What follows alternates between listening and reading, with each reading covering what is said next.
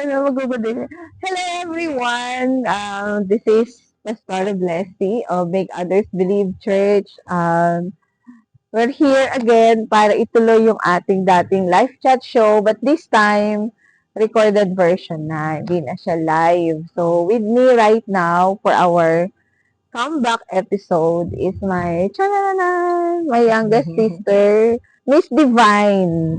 Yan. Bati mo naman sila. Hello po. Hello. Kamusta po sa ating mga viewers dyan? Ayan. Nagbabalik ang live, Live chat. live chat show. Ayan. Ito po ay ginawa na noon. Pandemic time. Pastora, during pandemic. Kaya napatigil lang. So ngayon, it's a comeback. Ito po, nagbabalik po tayo dahil marami din ang nag-request nito. Ba't daw nawala? Ayun, yun ang unang tanong, Pastora. Ba't daw nawala ang live chat show? Oo nga eh. Ba't nga ba nawala? Madaming nagtatanong. May mahalaga nandito na ulit. Yan. Yes. So, ang objective lang natin dito, syempre, mag-feature ng mga buhay na binago. Yes. Binago ng Diyos mula sa magulo, papunta sa maayos. Yes. So, dahil first episode ulit, ayan, syempre. ako daw muna ang Ikaw interview. muna ang bago ka mag-interview ng iba, ikaw muna. Ikaw muna maha-hot seat. Ayan. So, Pastora, ayan. So, gaano ka na po katagal na nagpapastor?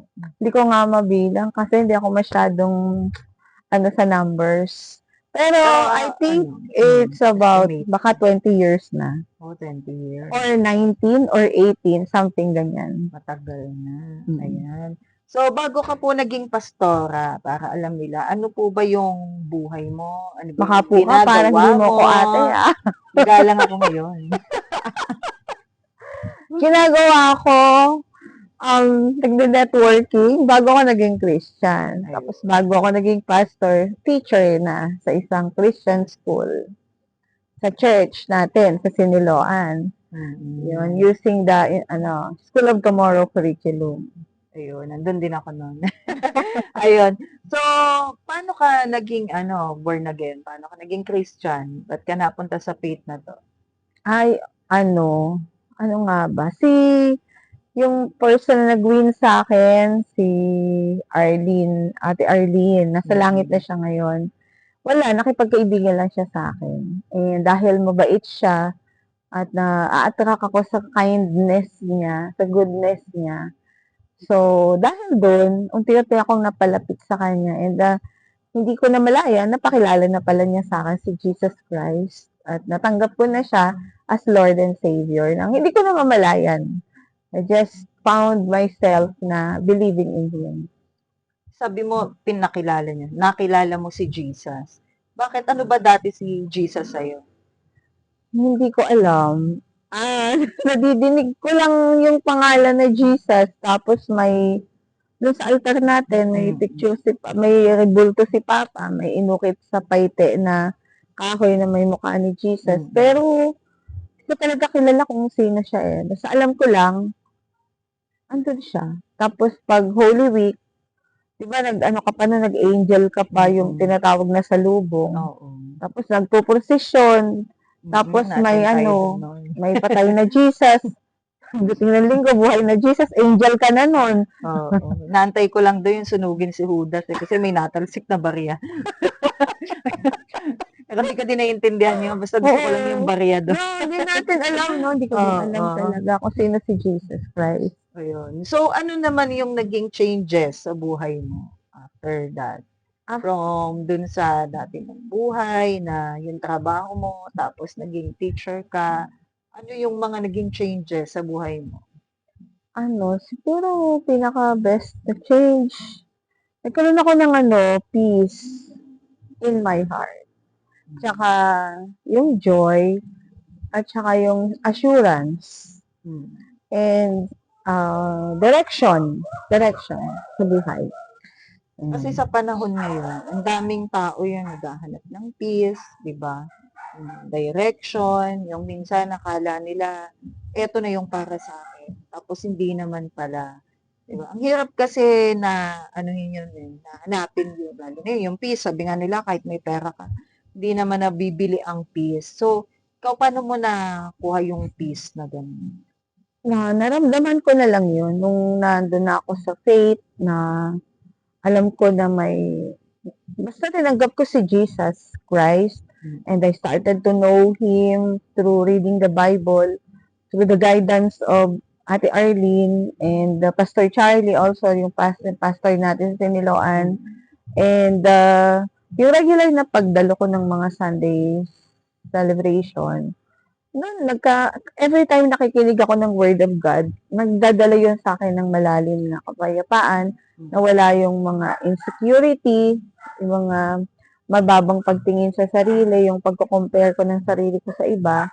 Wala yun. Na-discover ko through the Word of God that I am unique and I cannot be compared to anyone and there is none other person na to be compared to me. Kasi unique and created ako by the Lord in His image.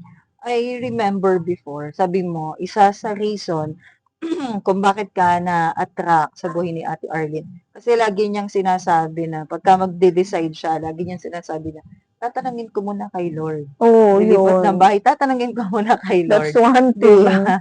Ba't nakakausap niya si Lord? Oo, Tapos si Pastor yun. Charlie din. Bakit Possible sila? kasi tinatanong din yun ng mga viewers natin. Oo Baka ano nga. din nila yun na, paano ba nakakausap si Lord? Sumasagot ba sa kanila yun? Kaya, Di ba? Ikaw, dahil nakita mo kay Ate Arlene yun, so, ngayon ba, nakakausap mo na din ba si Lord? Natatanong mo na din ba? oo naman. Siyempre, Ayan. O, so, natatanong paano na, yun? peace lagi. Lagi niya bibigay yung kapayapaan. Pag may decision ka, bigyan ka niya ng peace. Tapos, Paano siya assurance sumasagot sa'yo? In sa what Word of way? God, sa Bible, mababasa at Ayun. saka, bago ko pa mabasa din, meron na yung nilalagay sa puso ko na answer, na Bible verse yun. Maiisip ko siya, may tatanong ako sa kanya, may isip ko yung Bible verse na yun. At kasi nagbabasa na tayo ng Bible, taon-taon natin na routine yan. So, dapat nagbabasa ng Bible Oo, para madinig kung ano yung sinasabi sinasabi ninyo. ni Lord. Pag napaalala niya kasi, he put it into remembrance. Pag may Mm. kailangan kang itanong sa kanya, papaalala niya sa'yo. Yun. Naalala ko din noon, kapag ka naman ako, meron akong tinatanong kay Lord. Minsan, hindi ko naman sinusunod yung devotion ko. Basta magbubukas lang ako ng book, ng Bible. Pag open ko, nandun yung Sometimes, answer, di ba? oo. Nandun yung answer ni Lord. Minsan naman, nandun mismo sa devotion mo, madadaanan mo Oo. siya. Usually, Ayun. pag bago ka, kasi on my case naman ngayon, palibhasa taon-taon binabasa ko yung Bible cover to cover. So, syempre, madami-dami na tayong nare-retain na salita ng Diyos. So, minsan, ganyan na lang kami ni Lord mag-usap. Napaalala niya sa akin yung Bible verse na tama doon sa inquiry ko sa kanya. Basta dadating siya sa isip mo, ibibigay niya. At tapos minsan kasi, Pastora, di ba may mga tao na sasabihin nila na, eto yung will ni Lord sa akin eh. Eto yung sinabi ni Lord sa akin. Eto yung gusto ni Lord na gawin ko. Paano mo mako-confirm yun na yun talaga yun? Ayun, mahalaga din yung confirmation ng mga leaders, ng pastor mo, ng cell leader mo. Minsan magulang mo din, kailangan din. And even the people that surrounds you. Para ma-sure, lalo na kung major decision siya. Kailangan talaga na bukod sa word of God, syempre final yon. Pero yung word na yon dapat na-affirm din ng mga tao sa paligid mo. Kasi sometimes, pakadala lang ng damdamin mo, naisip mo na, ay, ito yung Bible verse. Magamit pa natin yung Bible verse sa will natin. Kaya kailangan may affirmation from other people sa paligid mo. Ikaw, paano ka nag-decide? Kasi di ba nung naging Christian ka, nung na-attract ka kay Ate Arlene, nag-decide ka na tumira sa Siniloan. May trabaho ka dito noon sa Calamba, di ba? May trabaho ka dito, tapos yun, kasama mo kami, family mo, tapos nag-decide ka na umalis ng bahay, lumipat dun sa lugar na si Ate Arlene lang ang kakilala mo, tapos wala namang, kumbaga hindi naman ganun progressive yung lugar na yon. Nabasa ko kasi sa Genesis yung go to Bethel. Word yun kay kay Jacob. Seeking na ako nun ko anong next move ko sa buhay ko. Kasi tapos na nun yung trabaho ko sa sa Laguna Club, yung nag-handle ng Hmm. campaign ni Dan Fernandez. Tapos na kami nun, and hindi ko alam kung ano yung next move. So, nagpe-pray ako, and then, sinabi ko kay Ate Arlene, ito yung word sa akin ni Lord. Sabi niya sa akin, ito yung direction sa'yo ni Lord. Punta ka, ang Bethel kasi, it means church. Mm. Punta daw ako dun sa church. So, I tried naman. So, wala naman ako kapera-pera no, nung mag-decide ako. Pero binuhay ako dun ni Lord. Tsaka dun ako na inayos ng Diyos, dun ako ni-repair ng Lord. So, yun, na-ready niya ako na maglingkod sa Kanya as a pastor. Capacity of a pastor. Parang in-isolate mo na ako ni Lord. Kasi nun, kaliliitan pa ng, Mm. maliit ka pa, dalaga ka na din nun. Kasi time na yun pati breadwinner ka ng family. Oo, breadwinner That na walang time. bread. Tapos bigla kang tapos bigla kang aalis, Oo. lilipat ka doon, tapos wala kang malaking salary doon to Oo. help us, to Kailangan support sure us. na trabaho Oo. Pero malakas ang loob mo na gumove doon. Kasi siguro gawa ng word tapos yung backing ng mentor. Tsaka ng pastor, ni Pastor Charlie. Tapos ng isa kong kaibigan, si Ate Gail mo. Natid pa nga nila akong mag-asawa sa Siniloan. Yun. So, nandun yung yung confirmation. Ng Kasi mga sabi mo tao. kanina na may word, Oo. may salita sa Bible, may confirmation ng Mm. mentor mo. Kasi ang mentor mo dati, Si Ate Ate Arlene. Ako si Pastor Charlie. Charlie. Tapos kaibigan. Oo. So, yun yung mga, Naging confirmation. backer ko. Oo. Kaya, kumbaga, yun yung naging, mo na, siguradong si Lord ang nagsabi nito sa'yo. Kaya ginawa mo siya. Tsaka noon, decided talaga ako na mag-follow na lang eh. Kung ano man yung next move Bakit ko. ba't ka decided nun? Ano bang nararamdaman mo? Ano bang sitwasyon mo sa Pagod buhay na. nun? Pagod na din sa buhay. Kasi hindi ko na din nun alam kung anong pwedeng next ko mangyari eh. Dahil feeling matanda na. Ngayon yung aso natin. I was 29 years old. Tapos, walang sure na trabaho eh. Hindi ko sure kung anong next kong gagawin. Talaga. Yun. Tsaka nun, confused ako kung anong gagawin ko. Kung mag-a-abroad, magtatrabaho, mag-aasawa, o mag-a-apply ng trabaho. Possible na madaming taong nasa ganyang situation ngayon na ang lost, hindi alam kung anong gagawin, ano na bang next move ko, ito na yung career ko, parang okay naman yung life ko, pero parang lost pa din sila. Tingin mo po, ano po ang kulang sa kanila doon? Ang masasabi mo sa kanila? Tawag doon, sense of clear direction from the Lord. Kasi, makakalito talaga ang buhay. Makakalito talaga. Tapos nakaka-confuse. Pero once na mayroon kang, kumbaga nando ka sa madilim na tunnel, tapos may matanaw kang liwanag dun sa dulo, yun na yung magiging direction mo. The Word of God is a light. And Jesus is the light of the world. So, parang doon sa madilim na tunnel ng buhay ko na hindi ko alam kung saan ako liliko o sa kanan, sa kaliwa. Diretso ba ako o back out na ako? I saw the light. That's the word of God. The direction. Tapos, andun yung mga naka-back up ng mga mentors. So, parang sila sabi, dito ka. Parang gano'n. So, nag-follow through lang ako doon sa natanaw kong ilaw na yun. At hindi naman ako nagkamali. Praise the Lord. May nag-i-instruct sa'yo, kung saan ka pupunta. Oo, ganun. Paano ka makakapunta dun sa maliwanag? Kasi nasa madilim kang lugar. Kaya malaking bagay yung meron kang mentor, meron kang pastor, meron kang cell group mates or church mates. Gano'n. Kasi sila yung magiging parang mga cheerer mo. Yan. They are the people who will invest their trust in. Kasi madaming tao sa paligid natin, laging duda na lang sa atin eh. Kaya mo ba yun? Kakantsawan ka pa. Pero pagka mentor mo, pastor mo, o sa leader mo na tinatag and church mates mo, sila yung nag-i-invest ng tiwala sa'yo. Nagsasabi sa'yo, kaya mo yan. Kahit sa palingin mo, hindi mo na kaya. Pero sila, kasi gusto nila na mapabuti ka, ibibigay nila sa'yo yung tiwala. Tsaka dito sa community ng church, dito ka makakita nung hindi mo naman ka mag-anak, pero pagpe-pray ka, Oo. di ba? Maghahangad ng Concern mabuti sa'yo, para oo. sa'yo. Mm. Yung kumbaga sa mundo na parang yung mga taong gusto na lang maghilahan pababa, Oo, dito dito hindi. sa oo. Hilahin ka Though hindi pataas. naman perfect, siyempre lahat ng tao sa church, kaya nga tayo nasa church, Mm. kasi para maging perfection, we go to perfection. Pero siyempre galing tayo sa pagiging marumi, mali, Mm. kaya dinadala tayo ni Lord dun.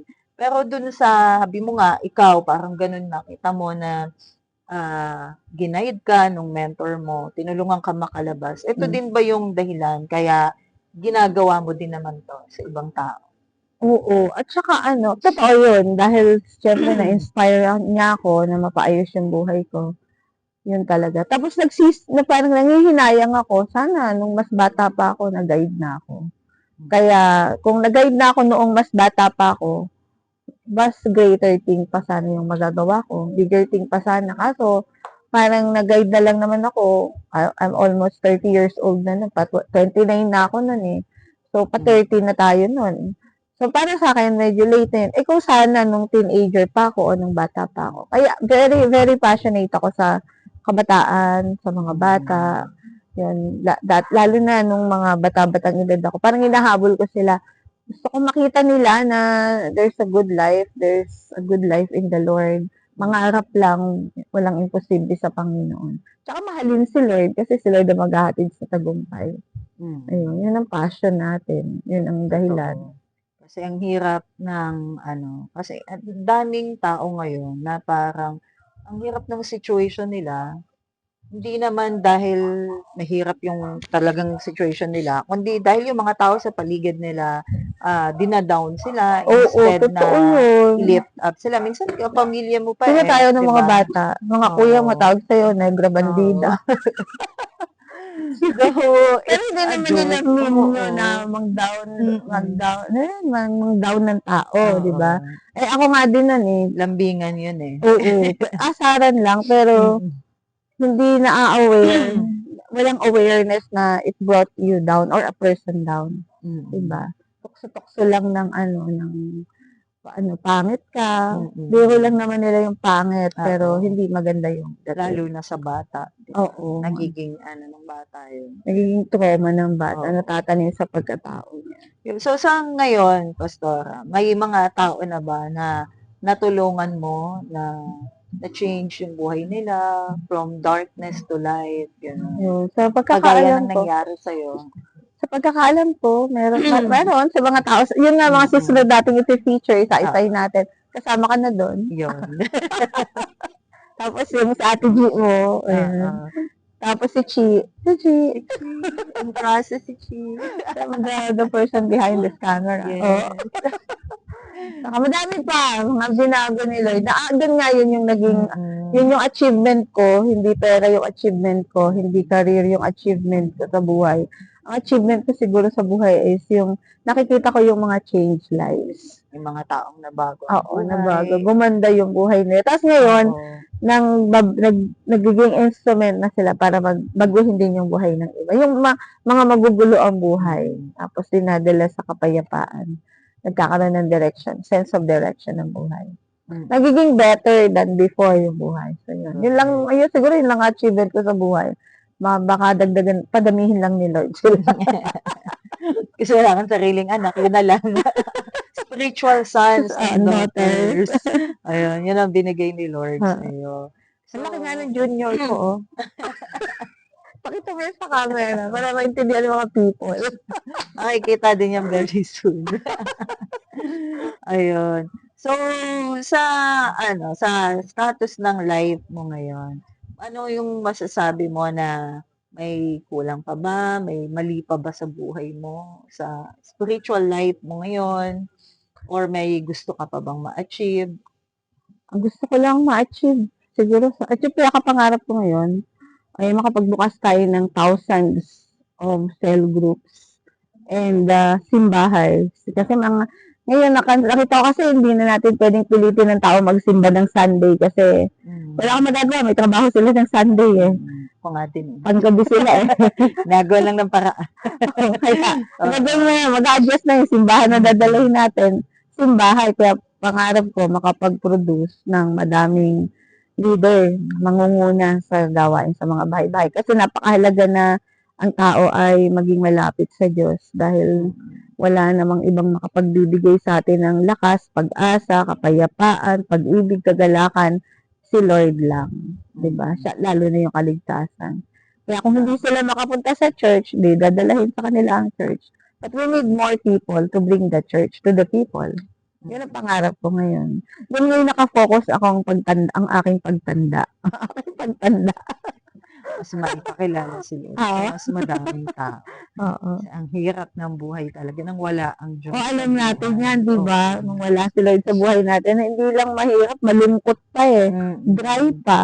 Pero once na nandyan si Lord, wala. Okay lahat, bayapa. Kahit may problema pa din, part of life na yon.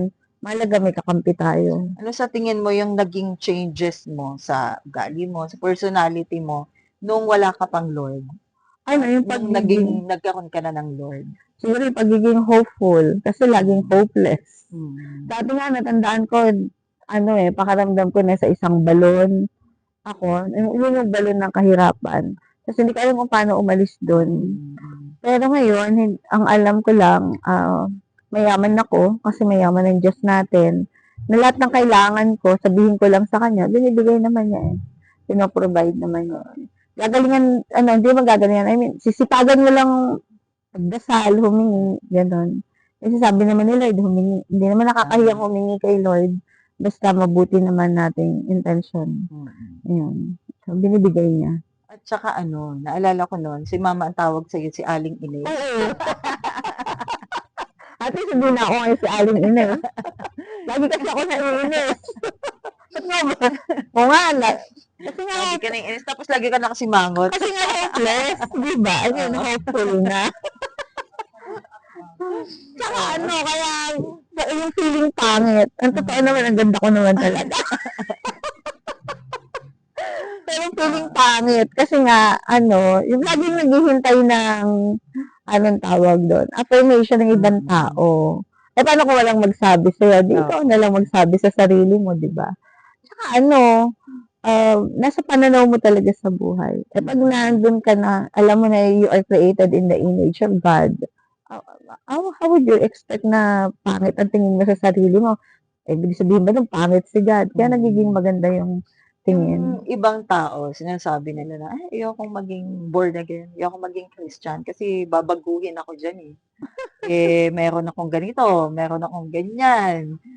Babaguhin ako pagka nandyan na ako eh. Ano pong masasabi mo dun sa ganun? Kahit naman sino, hindi ka kayang baguhin unless you decide it to yourself. Diba? Hindi ka naman, wala namang makakapagbago sa kahit sinong tao, sarili mo lang. Kahit na anong salita Ikaw ba sa'yo. pinalano mong baguhin yung sarili mo? Hindi, di ko nga namalayan na nabago pala ako. Naging masalahin na ako. Naging. Automatic na lang kasi siya. Oo, It just automat. happened. Although ako naman, wala naman kasi ako mga bisyo talaga eh. Hindi naman ako nagsisigarilyo, di naman ako umiinom, di naman ako mahilig sa bar. Siguro ang nabago lang talaga sa akin yung, ang tawag mo doon, behavior na magiging malungkot, tsaka yung pagiging self-pity, yun, mga ganong bagay. Nawala yun. Tsaka yung pagiging insecure, nawala yun. Kasi napalitan na eh. Na-assured na ako kay Lord eh. Secured na ako. Yun. So, yung mga tao na pwedeng sabihin nila na, ikaw yan, pastora, kasi pastora ka na. Tapos, wala ka kasing sariling pamilya, wala ka kasing binubuhay eh. Kaya, madali sa yung gawin yan. Kami, madami kaming, obligasyon sa buhay. So, ano masasabi mo dun sa ganun? Mga mindset ng tao. Madami naman diyang pastor na may pamilya. Diba? Nabuhay nga sila, napagpaaral pa sila si Pastor Charlie nga, tsaka si Ma'am Resi, or si David na UP, si JC, tapos ang accountancy, saka si Claire, si Cherise. So, madami pang mga pastor dyan na madaming pamilya, may anak, may asawa. Mas umasenso pa nga sila eh, di ba? So, hindi dahil single ako kaya kong gawin yun. And Yun ang mga may asawa pa ang mas magagaling pa na nagawa. Anyone can do, no?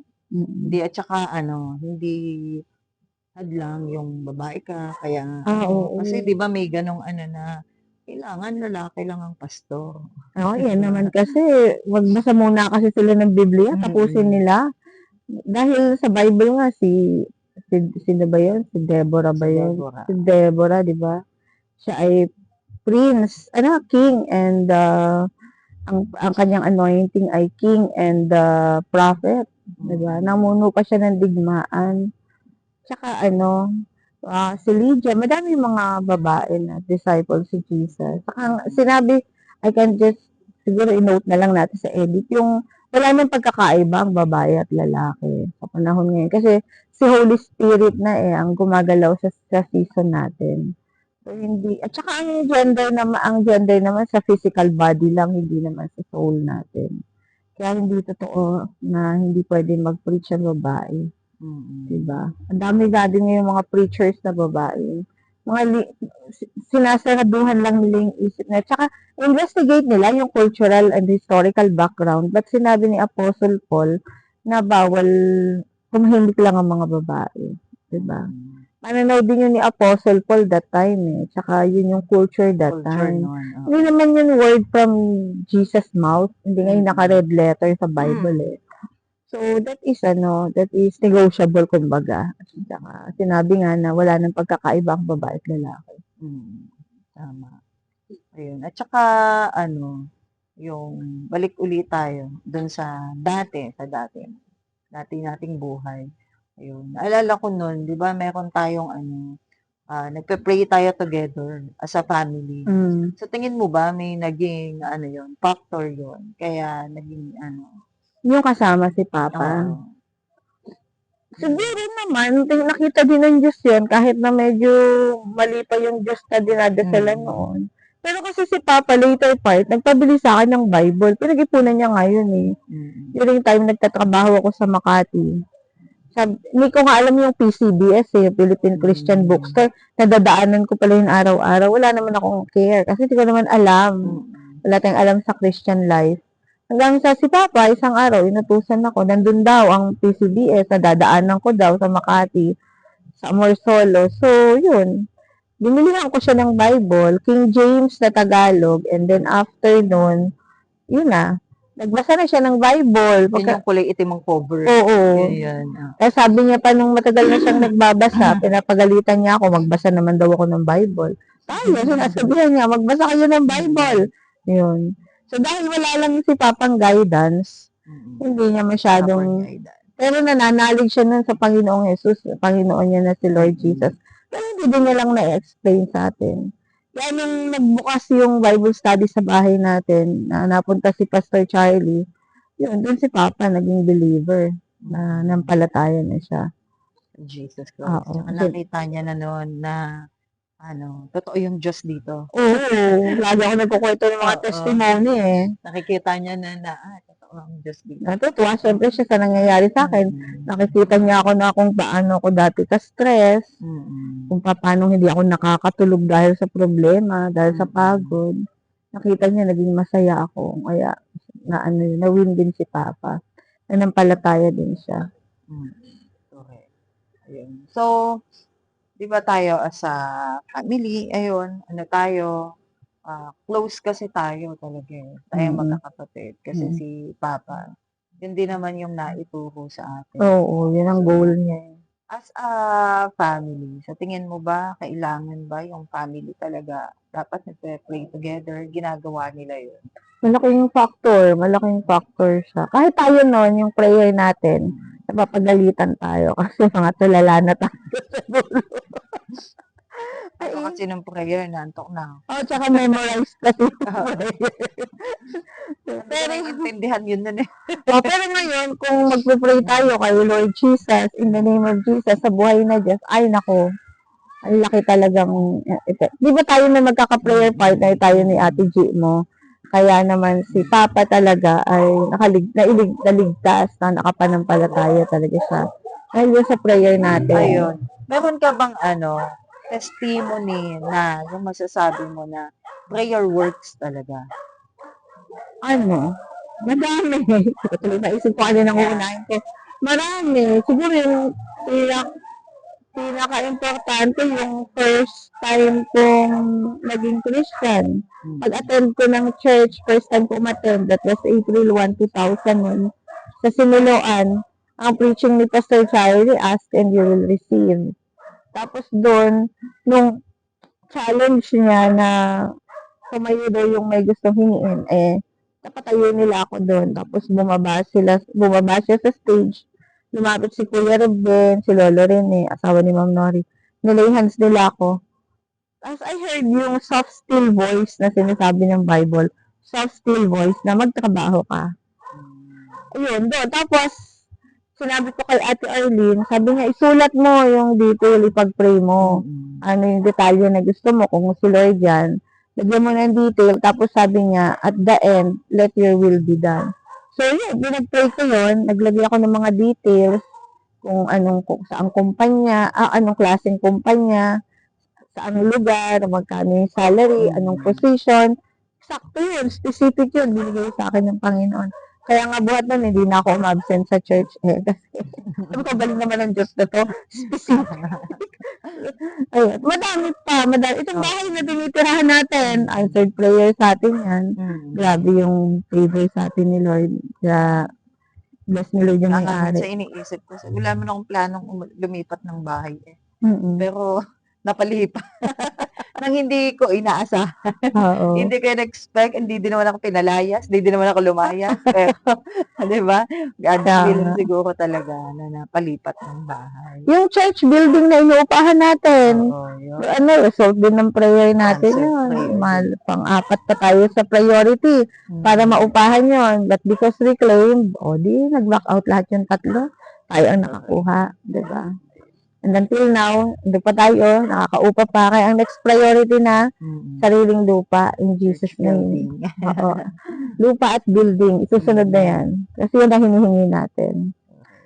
Ayun. So, kasi yung iba, di ba, sinasabi nila na mag-pray ka lang. Pero, di naman, parang di naman natutupad yung aking mga pinagpe-pray. Kasi maybe they are praying at the wrong God, kagaya natin dati. Patay na Diyos naman yung kausap nila. Kausapin nila si Jesus Christ, our living God, and surely, tutugon ang Panginoon. Hindi pwedeng hindi. May tugon siya. It can be yes, it can be no. Ganun lang. And wait. Si Lord ba nadidinig yung lahat ng prayer ng mga tao? Kahit na sabay-sabay na nagpe-pray. I believe so. Hindi ba siya naririndi? Sa dami natin, ilang bilyong tao tayo sa mundo. I believe. Sabay-sabay nakakapag-pray ang mga tao. Bukod pa yung nasa church na sabay-sabay nagpe-pray. I think, kasi He's a big God, He's a great God, He's an awesome God, amazing God. Wala namang mahirap sa Kanya. Alala ko, meron akong naririnig na sabi niya, lagi naman ako nagpe-pray Pero yun nga, pinagpe-pray ko, ang tagal-tagal na, hindi naman binibigay ni Lord. Ay, may ganyan din ako prayer. Matagal na, hindi pa niya binibigay. Pero, hindi ba, porque ba hindi binigay sa'yo, hindi ka na magpe-pray. May iba ka pa namang pinag-pray na binigay Isang specific ka lang naman, or dalawa na. Maybe that's not good for you. Or, baka kulang pa tayo sa prayer. Pray lang. Tsaka kailan ka lang ba magtitiwala sa Diyos pag binibigay lang yung prayer mo. Hindi naman ganun. Minsan naman, yung mga, yung kagaya ng mga nawala ng mahal sa buhay, di ba? Siyempre, masakit yun. Parang, pinagpe-pray ko naman kay Lord na wag mo nang kunin to. Bakit binawi pa ni Lord? Alam naman ni Lord, ito lang yung pamilya na meron ako. Pero, bakit nangyari pa din? You cannot question God. He is God. Hiram lang natin lahat sa Kanya. Sometimes we don't understand things, but keep on trusting the Lord lang kasi at the end of it, or the middle part of your life, maintindihan mo din bakit nangyari yun. Ang mahalaga, manampalataya lang tayo sa Diyos kasi wala naman tayong magagawa apart from Him. Magtampo tayo sa Kanya, wala din naman Diba? Keep on trusting God. Mahirap talagang explain na inaalis ni Lord yung mga taong mahal natin, but all we can do is trust the Lord because He is God. You cannot question Him. Hiram lang naman natin lahat sa Kanya. Sabi mo kanina nung naging Christian ka, nakilala mo si Lord, napalitan na yung ano mo, attitude mo, yung ilang character mo, na from being hopeless, naging To hopeful hopeful, ka na. oo. So, minsan ba nafi-feel mo pa din na parang na-hopeless ka sa Oo. situation mo? Minsan, lalo na 'pag sa church natin, yung mga ayaw kumilos sa church, na-hopeless ako. Pero balik sa hope na mananalangin na lang ako kasi kahit naman kasi siyempre 'pag may expectation ka tapos hindi nangyayari yung expectation mo, na-hopeless ka. Pero the good thing, di ka naman mananatiling hopeless kasi you can pray naman and when you pray, God works naman. May maganda ngayon na nandito na tayo sa faith.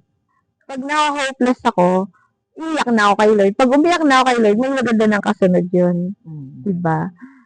Nagkakaroon ng good result yung hope mo. May iyakan ka na. Oo, iyakan kay Oo. Lord. Dati Kasi iiyak ka lang, wala kang oo, iniiyakan. ngayon iiyakan ka na, yung may May magagawa. nasusumbungan ka na. Na may Oo. magagawa. Oo. Dati kasi iiyak din tayo sa kaibigan, wala namang magagawa. Ay, Mm. pero kay Lord may magagawa siya. May nangyayari. May resulta, 'di ba? Mm. Yun. Parang ang haba na, no? May tanong ka pa? Ilang minuto Hindi ko na na? alam paano tapusin eh. Diba? 30 minutes. So, Ayan. Cut mo na lang yung ibang oo. pwedeng Ayun.